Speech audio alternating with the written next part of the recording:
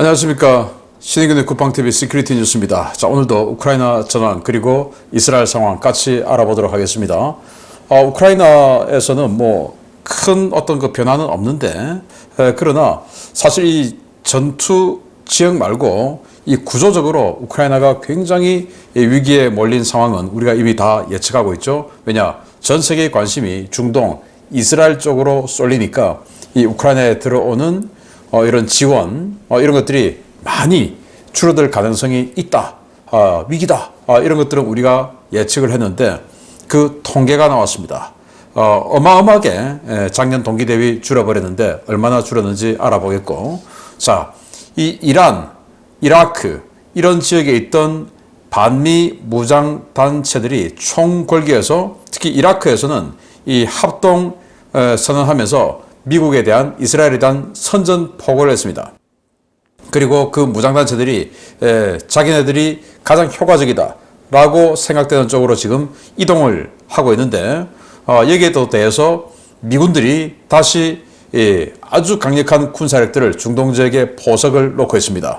정말 미국, 이스라엘 이 연합군과 중동 전체의 반미 세력들 간의 중동전이 본격적으로 시작되는 거 아닌가라는 생각이 드는데, 양측이 어떻게 지금 군사력을 포석하고 있는지 보도록 하겠습니다. 신의균의 국방TV 구독, 알림, 좋아요 눌러주십시오. 네, 우크라이나 정권 먼저 보겠습니다. 병력은 어제 대비 800명 더 죽였다라고 발표를 했고, 전차는 7대 격파. 그런데 전차 7대 격파 중에 지금 이제 드디어 T-55 전차, 아주 오래된 1940년대 후반부터 만든 이런 전차죠. T-55 전차의 격파가 눈에 띄게 늘어났다라는 건데, 러시아가 T-55 전차를 가지고 올 때 이거 그냥 참호포 정도로 쓸 거야 라고 이야기했는데, 지금 이렇게 파괴가 늘어나고 있다는 것은 참호포가 아니라 돌격, 즉 주력 전차용으로 쓰고 있는 상황이다라는 거죠. 그래서 정말 황당하게도 T-55 같은 전차도 아닌 전차를 앞에다가 밀어넣고 지금 기갑전을 하고 있는 러시아 상황이고요. 장갑차는 좀 많습니다. 28대 격파했고, 차량은 27대 격파했습니다. 특수장비는 1대 격파했고, 야포는 아주 많습니다. 44문의 야포가 격파됐고요. 다란장 로켓도 5문이 격파되었습니다. 무인 항공기 9대 격추, 미사일은 한 발 요격 등의 전과가 있다라고 밝혔고, 자, 우크라이나 총참모부는 주요 전선에서 80회의 교전을 했고, 동부와 남부 전선에서 우크라이나군이 공세를 하고 있다라고 밝혔어요. 자, 어제는 55회 교전이었는데 오늘은 80회 교전이 많이 늘어났고, 또 이 교전 주체가 러시아군이 아니라 우크라이나군이 지금 공격을 하고 있는 추세다라는 겁니다. 격퇴 중이다 이런 게 아니고 동남부에서 공세 중이다 이렇게 이야기한 거죠. 젤렌스키 대통령이 의미심장한 발언을 했는데, 크림반도에서 우크라이나의 전면 통제는 시간 문제다 라고 얘기했는데, 우크라이나가 크림반도를 전면 통제하는 것은 뭐냐? 탈환한다는 거죠. 그래서 크림반도 탈환은 시간 문제인데, 문제는 시간이 3일 걸릴 수도 있고 3년 걸릴 수도 있고, 그 시간 문제는 젤렌스키 대통령의 마음속에 있는 것이지 얼마 걸린다 이야기를 안 해서 좀 깝깝합니다. 우크라이나 해군은 크림에서 러시아 해군이 설 자리가 없어질 것이다 이렇게 얘기했는데, 이게 뭐냐면 제가 어제 보여드렸던 것처럼 크림반도의 세바스토폴 흑해함대 사령부 입구로 만 밖에서 한 발, 그리고 만 안에서 한 발 해서 두 발의 수중 드론이 폭파했죠. 그 관련해서 기자들이 질의를 하니까 어떻게 된 거냐 질의를 하니까 답변 과정에서 이제 크림반도에서 러시아 해군 설 자리 없다 이렇게 이야기를 했습니다. 그럴 것 같습니다. 이건. 자, 우크라이나 NSDC는 베르단스크를 공격했죠. 11발의 에이테킴스 미사일을 쏘아서 베르단스크 공항 공격했는데, 이 공격 후에 러시아의 캐스, 그러니까 이 지상 폭격 지원, 이게 크게 감소했다라고 이야기했는데, 그도 그럴 것이 이 베르단스크 공항에 공격 헬기들이 주로 포진이 되어 있었는데, 공격 헬기가 뒤로 물러나니까 이 헬기는 항속거리가 짧아요. 그러니 캐스가 크게 감소했다. 맞는 것 같습니다. 자, 우크라이나 국가저항센터는 러시아의 점령 후에 루한스크 인구가 40% 감소했다.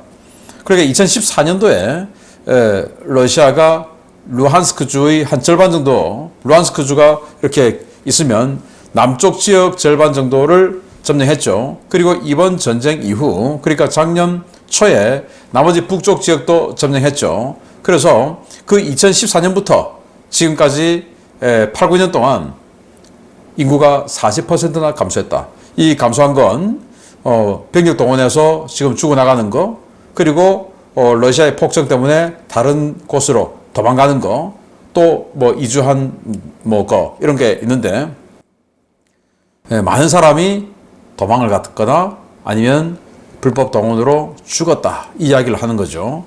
자, 우크라이나는 올해 곡물 수확량이 전년 대비 10% 증가했다. 그래서 회복세에 있다. 그리고 곡물 수출도 되고 있다 라고 밝혔는데, 부디 덤핑하지 말고 국제 가격대로 이렇게 해서 이 폴란드처럼 저렇게 반발해서 완전히 정말 발벗고 도와주던 폴란드 정부가 뒤집어지는 이런 상황, 결국 소탐대실한 거 아닙니까? 그런 소탐대실은 하지 말기를 바랍니다. 일론 머스크, 스타링크의 CEO죠. 일론 머스크가 3차 대전을 막으려면 우크라이나는 휴전해야 된다 라고 해서 우크라이나 대통령실의 이 포돌락 고문하고 논쟁이 벌어졌는데, 이 미하일로 포돌락 선임 고문과 일론 머스크가 논쟁을 하고 있어요. 일론 머스크가 사실 이 우크라이나 전쟁에 약간의 자기 스스로는 나 지분 있어 라고 생각하죠. 왜냐? 개전 이후부터 지금 스타링크를 계속 작동을 해주면서 우크라이나가 공짜로 사용할 수 있게끔 해주죠. 그래서 우크라이나가 통신이 되고 뭐 지휘 통제가 되고 하는 거 아니겠습니까? 그런데 뭐라고 이야기했냐? 좀 주제 넘는 이야기 같은데, 지원을 해주면 지원을 해서 끝내야 되는데 내가 지분이 있으니까 나도 할 말 있어. 이런 거죠. 그래서 뭐라고 했냐? 아니, 점령지 보니까 헤르손, 자포리자 뭐 등등 점령지 보니까 그 주민들이 러시아의 점령에 순응하고 살고 있는데 그럼 된 거 아니냐? 왜 니들이 자꾸 피를 흘리면서 또 피를 흘리게 만들면서 러시아로부터 다시 탈환하려고 하는 그 자체가 지금 문제다. 순응하고 있으면 된 거 아니냐? 자, 이렇게 된 거죠.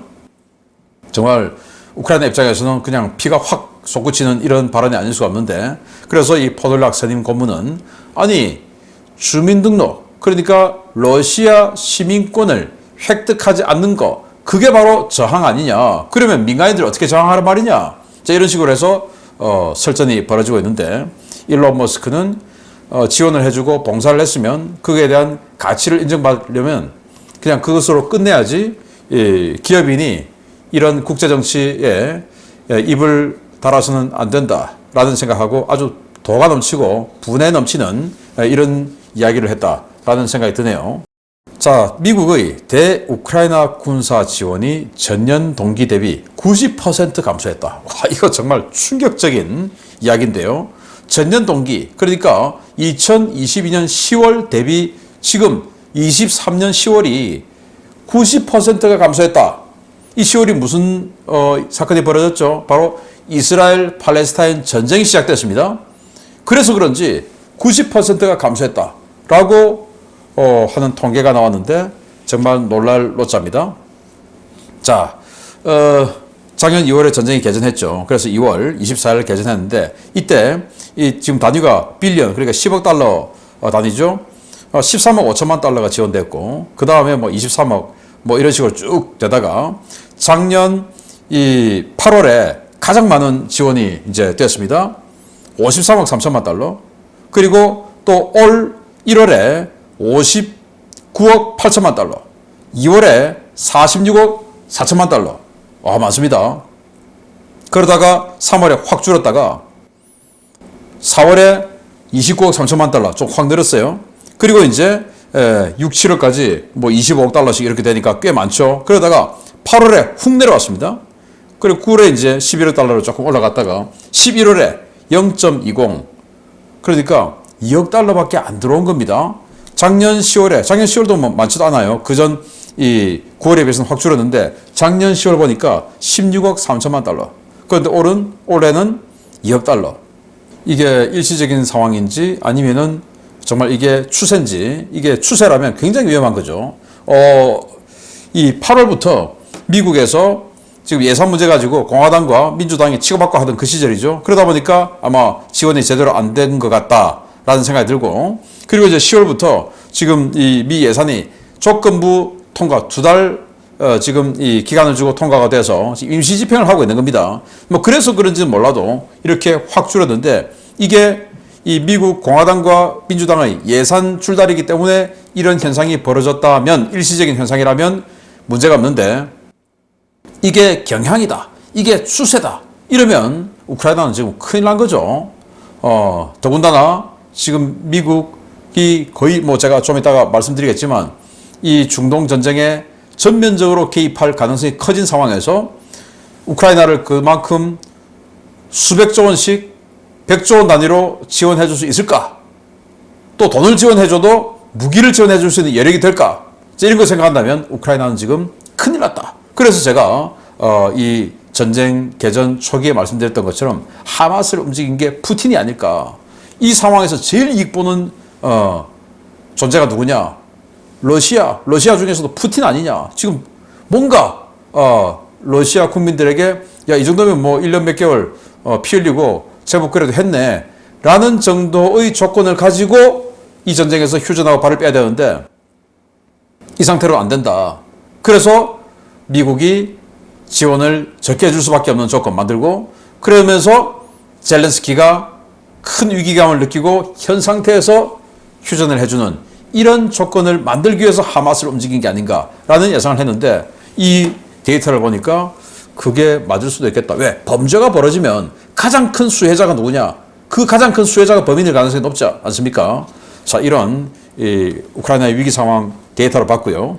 크렘린궁은 우크라이나가 헤르손 도하 작전을 하고 있는데 그걸 러시아군이 박살내는 중이다 라고 이야기를 했는데 우크라이나 군하고는 완전히 반대되는 이야기를 하고 있는 거죠.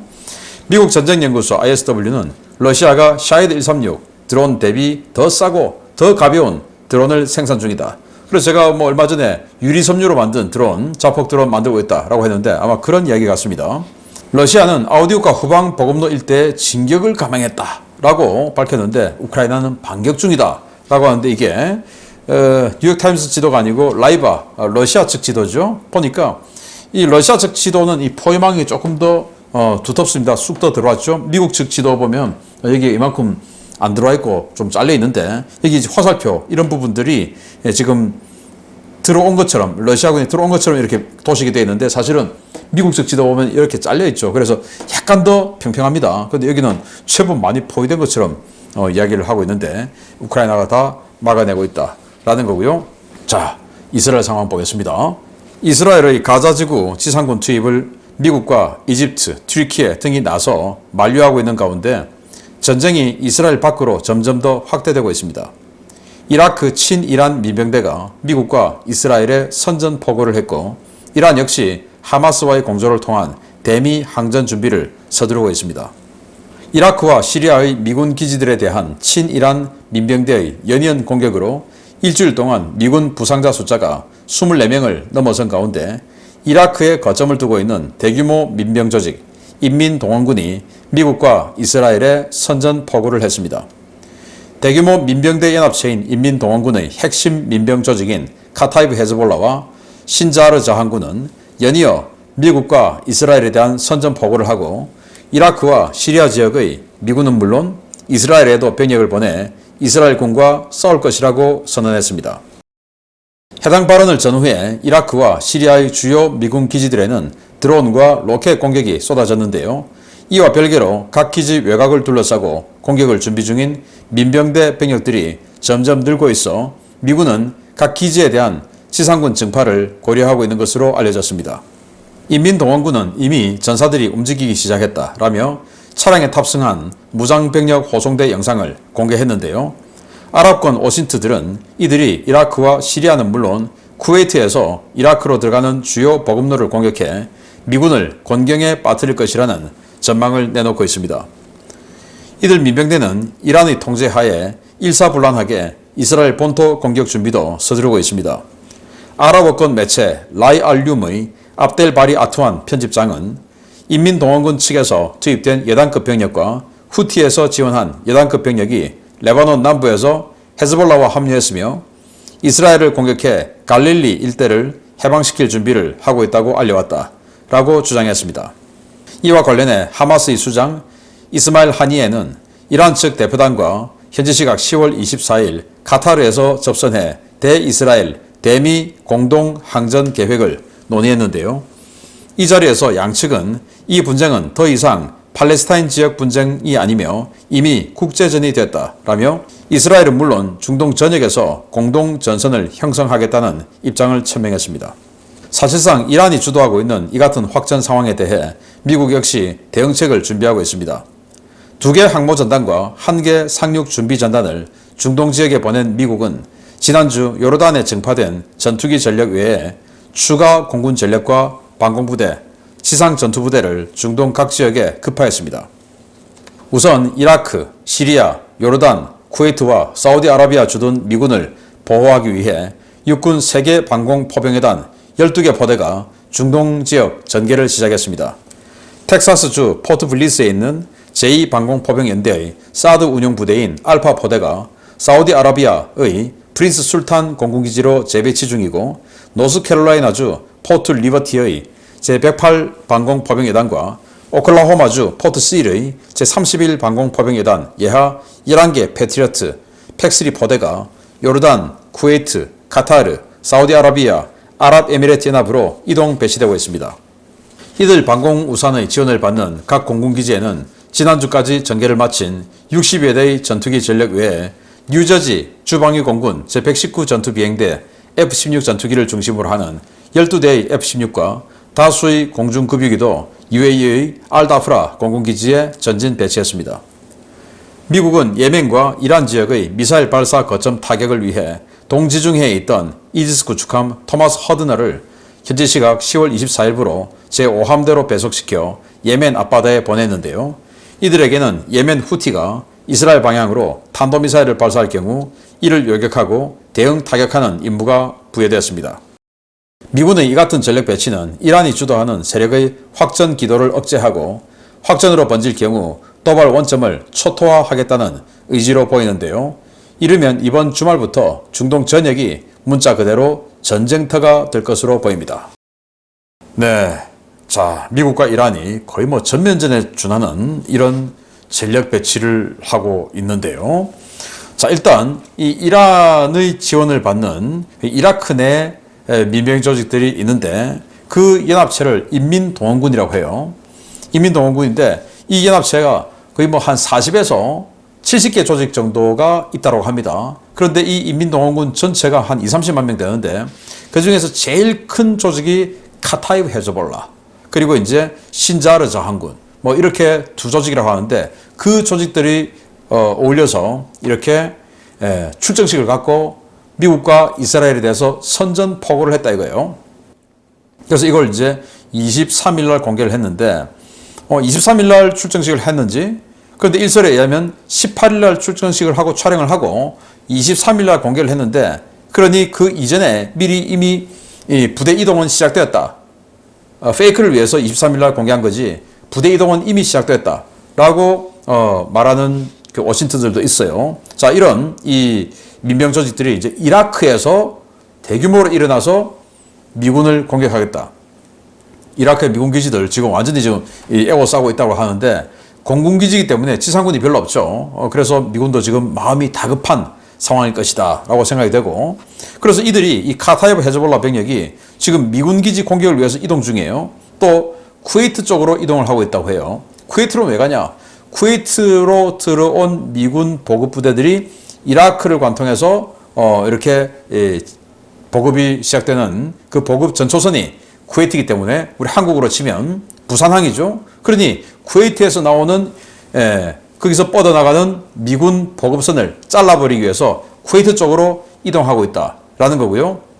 그러니 이 전쟁이 이제는 이 이스라엘 이 지역에서만 벌어지는 게 아니고 전 중동 지역 전체가 하나의 전쟁터가 됐고 하나의 바둑판이 됐다 이거예요. 그래서 바둑을 두면 바둑판에다가 포석을 먼저 두지 않습니까? 전투가 벌어지기 전에 그 포석을 지금 미국도 하고 있고 이 반미국 반이스라엘 군사력도 하고 있는 것이고 그래서 미국도 지금 이제 요르단에 처음에는 이스라엘 쪽에서만 또 시리아 뭐 이런 쪽에서만 개전하고 레바논만 투입되고 뭐 이러니까 가까운 요르단에다가 전투기 전력을 다 배치를 했는데 그거 좀 위험하다. 해서 이제는 이란, 이라크까지 확대되고 있으니 그 이란 코앞에 있는 UAE 알다프라 공군기지에 F-16들을 배치를 하기 시작한 거죠. 이렇게 F-16 배치했고 이 F-16들이 본토에서 날아왔는데 혼자 온 게 아니고 공중급유기와 같이 왔어요. 그래서 스페인 앞의 대서양에서 공중급유를 받고 그리고는 같이 지중해를 관통해서 UAE로 들어와서 이렇게 공중급유기들하고 F-16들하고 알다프라 기지에 들어왔어요. 그러면 이 공중급유기도 중동에서 작전을 하겠죠. 즉 장거리 타격 임무를 한다 이겁니다. 자, 그리고 홍해 진입이 확인된 이지스 구축함인데 원래 지중해에 있었어요. 그런데 이 이지스 구축함 토마스 허드너함은 SM-3 미사일이 탑재되어 있습니다. 즉 탄도탄 요격한다 이거죠. 그래서 홍해 입구에서 있으면서 이 홍해 제일 남쪽에 있는 예멘에서 이스라엘 쪽으로 발사할지 모르는 탄도미사일을 대신 요격해주고 그리고 나중에 아이젠하워 전단이 들어와서 이 호르무즈 쪽으로 가면 여차하면 이제 같이 합류해주고 뭐 이런 임무를 가진다. 그리고 사우디아라비아에 있는 프린스 술탄 공군기지에 원래 미국의 사드 포대가 있었는데 그 사우디아라비아하고 사이가 안 좋아서 철수해버렸죠. 그거 다시 돌아왔고 그리고 그거 외에도 지금 이 친미 국가들 또는 미군 기지가 있는 이 중동 지역의 모든 나라에 미국의 패트리어트 팩3들이 배치가 되어서 총 11개의 팩3 포대가 배치가 되고 1개의 사드 포대가 배치되어서 12개 방공 포대가 중동 지역에 배치되어 들어왔다. 일단 뭐 공격을 하려면은 방패가 준비가 돼야 공격을 하죠. 미군 같은 경우는. 그래서 방패가 이제 세팅됐다. 그 다음에 공격부대 들어오고 그러면 이제 전쟁인 거죠. 저는 이 시기가 빠르면 이번 주말이 안 되겠나라고 생각됩니다. 왜냐? 아이젠하워 전단이 페르시아만으로 가는 그 시점이 전쟁 시작점이 아닌가라고 생각이 되고 그 아이젠하워 전단이 아무리 빨리 와도 이번 주말 이전까지는 들어오기 힘들죠. 그래서 이러한 상황들을 여러분들께 보고드리면서 계속 서치해서 알려드리도록 하겠습니다. 마치겠습니다. 감사합니다.